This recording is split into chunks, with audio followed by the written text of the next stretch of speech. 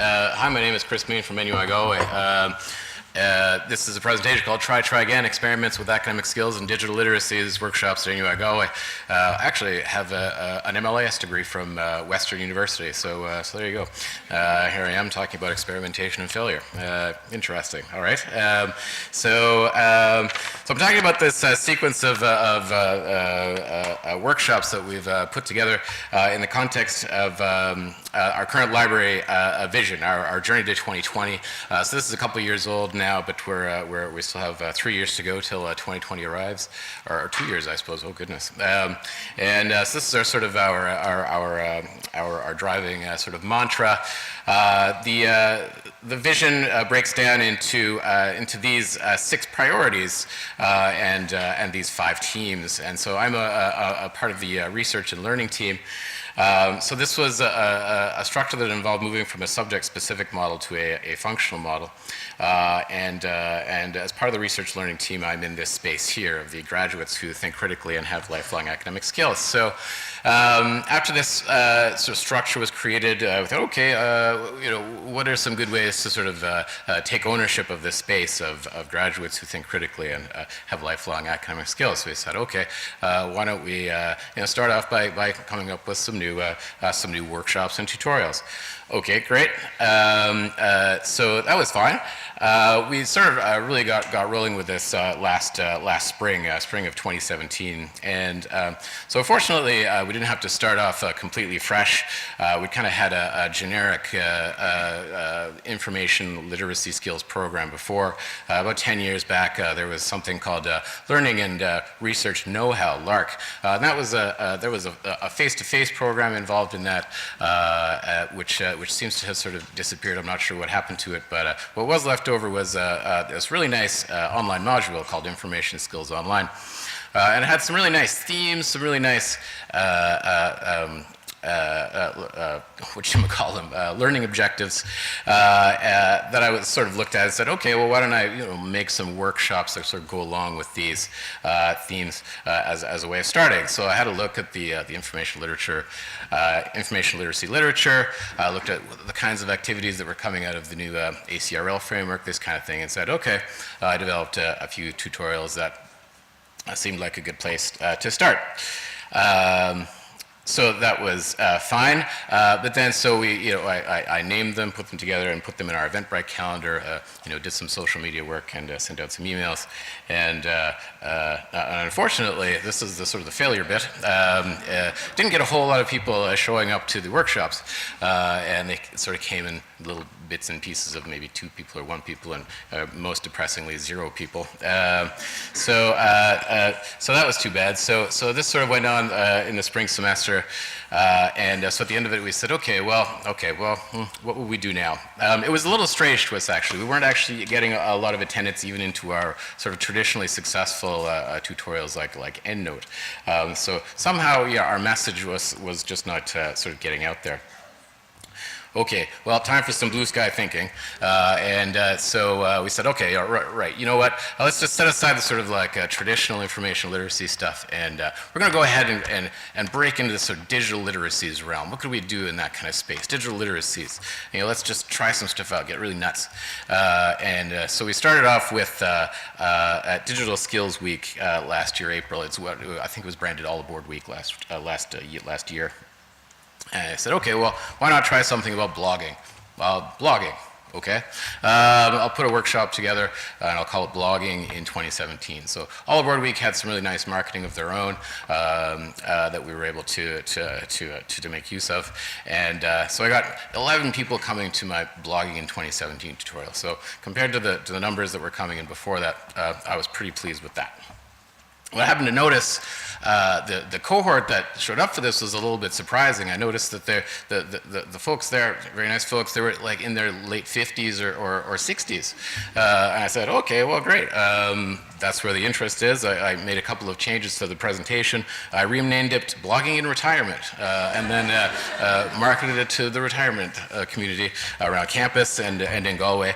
And so, redid it a couple months later, and 16 people showed up. Fantastic. So we said, okay, we'll try some social media stuff. We'll do something. We hear researchers are pretty interested in social media these days. All right, we'll do a tutorial on social media for researchers. Turned out there was huge demand for this. 19 people showed up to our initial tutorial, and then we put a couple more on the calendar, and eventually 41 people came. So that was fine. So I actually co-did that one with somebody who we had in temporarily by the name of Eileen Walsh. She was in from a temp agency, and she had this sort of great design background. And so she did this tutorial with me, and she decided to sort of catch the teaching bug. And so she decided, she was like, look, I'm going to get into this presentation space. And she put together something called Design for Presentations. Hugely popular. 30 people came. Fantastic. Did it a couple more times for a total attendance of 66. Great. And she did another thing called Video Made Easy, 17 people. And at the same time, I think a lot of the success was due to better engagement on our part with our sort of fledgling marketing engagement team. So this is another one of the 5 teams that there are at NUI Galway now, and who themselves were really figuring out their own approach to how to market and engage with the campus community. So this approach included increased attention to visuality, so really engaging people in terms of the way we do things visually, paying closer attention to the market segments on audience segments on campus, and doing some targeted messages to the different groups.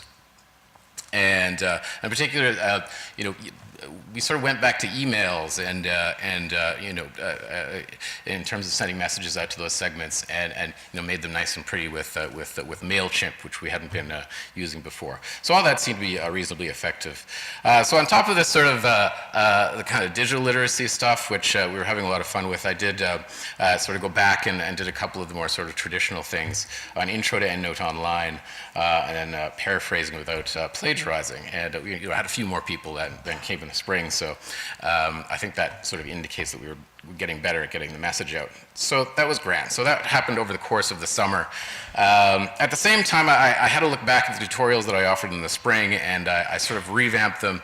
I simplified the content, I simplified the messaging, so something that I called plagiarism and citation, I decided was just too packed with learning objectives. So I divided them into 2, one on citation, one on paraphrasing. I took out some stuff involving, some case studies involving like plagiarism in rock music, which I actually thought was like a good idea, and actually replaced it with some other, like I like doing cool stuff in the classroom, really sort of engaging activities.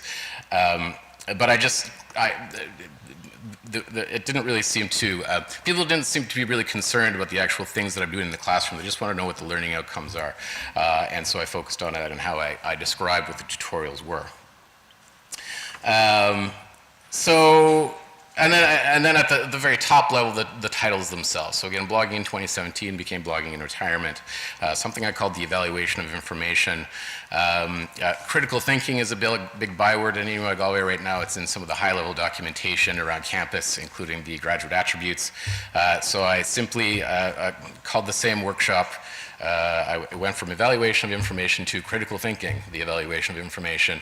In that workshop, I had nobody show up in the spring. In the fall, I had 15. So there you have it. So this was the program that we wound up presenting in the fall, all of the workshops that we had. So basically we offered at least each one of these things, and some of the instructors on campus caught wind of some of the things we were offering. So we already had some in the books, but they requested more for us to schedule for them to send their students to, and had a total attendance of 320. So that was not, pretty good, really. I thought it was good. But it's a bit of a shapeless mass at this point. I have these 2 broad themes of academic skills and digital literacies. So in terms of next steps, I'd really like to give it a little bit more. We would really like to give it a little bit more of a structure. I think we could levy the same criticism at our online resources, which are nice. I think we've done some innovative things with them, but a bit misshapen as well. We need to put a little bit of structure on all of this. So I think the next steps for us are to put a structure on things, slot our tutorials, our online learning into something that's nice and structured, something like this, and then have some kind of a brand for it that people can really pick up on, and so that we can have a nice coherent identity for the whole thing. So, and then carry on with sort of partnerships. So Eileen, who had the design background, she got a great job on campus as a learning technologist in the College of Medicine, but she's agreed to come in a couple times and offer these sort of workshops. So carry on with these partnerships to enrich our offering as we carry on. So a few takeaways, I suppose. Do reinvent the wheel. I don't actually believe that, but I did actually seem to have the most. We did seem to be having the most fun when we were just coming up with something, stuff that was just totally fresh. That whole sort of blue sky thinking. Anticipate demand. So if you seen those keywords in those sort of top level documentation, we'll give you some kind of an indication of what demand for what content is going to come down the pipe. Good marketing isn't necessarily the same as good classroom engagement, so I do really like to be creative in terms of what I'm doing in the classroom, but in terms of that initial sort of outreach to people, that doesn't necessarily translate well, so I've just learned to keep it simple. And then failure is a state of mind. I don't actually believe that either, but anyways, don't be afraid to experiment. That's all. Thanks very much.